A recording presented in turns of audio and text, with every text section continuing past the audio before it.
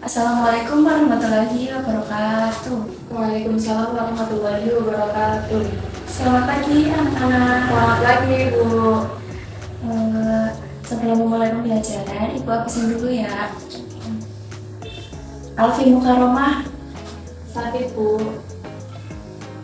Ardelia Nabila, Sakit. Arvelia Fiska Amanda. Hadir. Nah, untuk pertemuan kali ini, Ibu akan menjelaskan tentang sejarah kebudayaan Islam di Indonesia.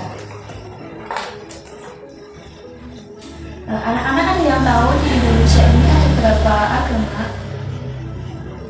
Tidak Bu. Nah, Ibu akan jelaskan ya. Di Indonesia itu ada 7 agama yang dianut. Yang pertama, Islam, Kristen, Katolik, Hindu, Buddha, dan Konghucu. Di Indonesia, Islam merupakan agama mayoritas yang jumlah pemeluknya diperkirakan lebih dari setengah jumlah penduduk. Apalagi ditambah dengan ada banyaknya peninggalan sejarah kebudayaan Islam yang ada di Nusantara. Hal ini yang kemudian mendorong banyak orang yang tertarik untuk akhirnya meneliti serta belajar lebih jauh mengenai sejarah kebudayaan Islam yang ada di Indonesia. Pembentukan dari tradisi agama Islam yang berasal dari kebudayaan di berbagai negara akhirnya membuat Islam di Indonesia memiliki kebudayaan yang asalnya dari akulturasi kebudayaan tertentu. Nah, bagaimana sejarah kebudayaan Islam di Indonesia? Di sini Ibu akan menjelaskan. Yang pertama itu ada teori India atau teori Gujarat. Yang kedua ada teori Arab dan teori Mekah. Yang ketiga teori Persia. Yang keempat teori Cina. Ketika Islam masuk di Indonesia sudah berlangsung sejak abad ke-7 dan abad ke-8 Masehi. Akan tetapi perkembangan dari dakwah baru dimulai pada abad ke-11 dan abad ke-12. Maka artinya dakwah di Nusantara memang tidak merentang selama beberapa abad pada masa-masa awal. Selanjutnya adalah teori tentang masuknya Islam ke Indonesia. Yang pertama adalah teori India atau Gujarat. Teori India mengungkapkan bahwa agama Islam di Indonesia datang dari wilayah India yaitu Gujarat. Lalu kapan kira-kira periode datangnya Islam di Indonesia? Diperkirakan pada abad ke-13 oleh para pedagang Muslim dan asalnya dari India. Buktinya adalah ditemukan sebuah peninggalan berupa batu nisan yang ditinggal oleh Sultan Al-Malik Al-Saleh pada tahun 1297.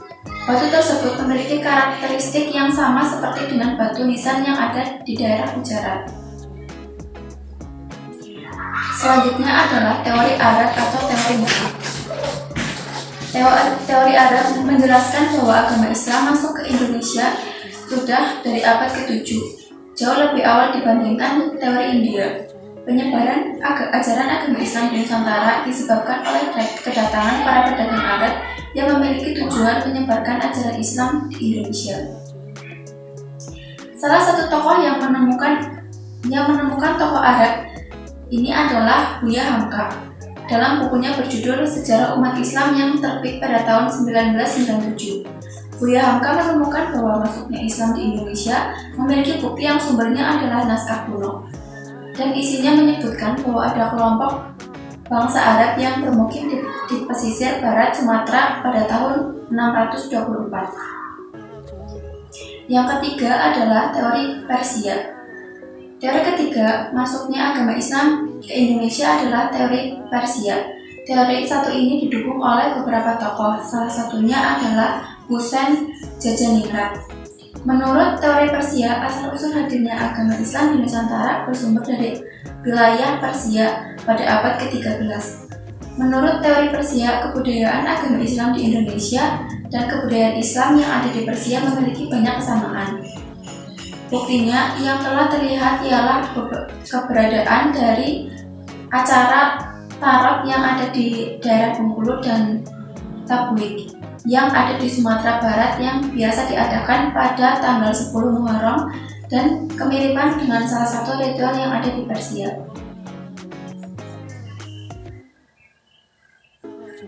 Yang terakhir adalah teori Cina. Teori terakhir tentang masuknya agama Islam ke Indonesia adalah teori Cina.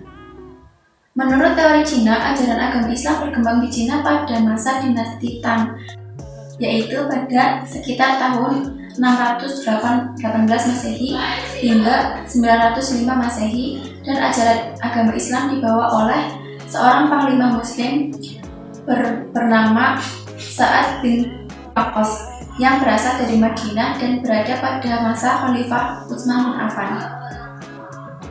Teori Cina ini dicetuskan oleh Slamet Mulia dan Sumanto Al-Qurtubi yang menganggap bahwa agama Islam di Nusantara datang dari salah satu wilayah yang menjadi pusat dari dakwah agama Islam. Mungkin itu saja yang dapat Ibu sampaikan karena jam pelajaran sudah habis. Jadi Ibu akan memberikan tugas untuk diskusi kalian ya. Nah, untuk tugas yang akan Ibu berikan yaitu kalian mencari bukti sejarah dari teori-teori yang sudah Ibu jelaskan tadi. Dikumpulkannya kapan, Bu? Hari Sabtu. Mungkin sekian yang dapat Ibu sampaikan. Wassalamualaikum warahmatullahi wabarakatuh. Waalaikumsalam warahmatullahi wabarakatuh.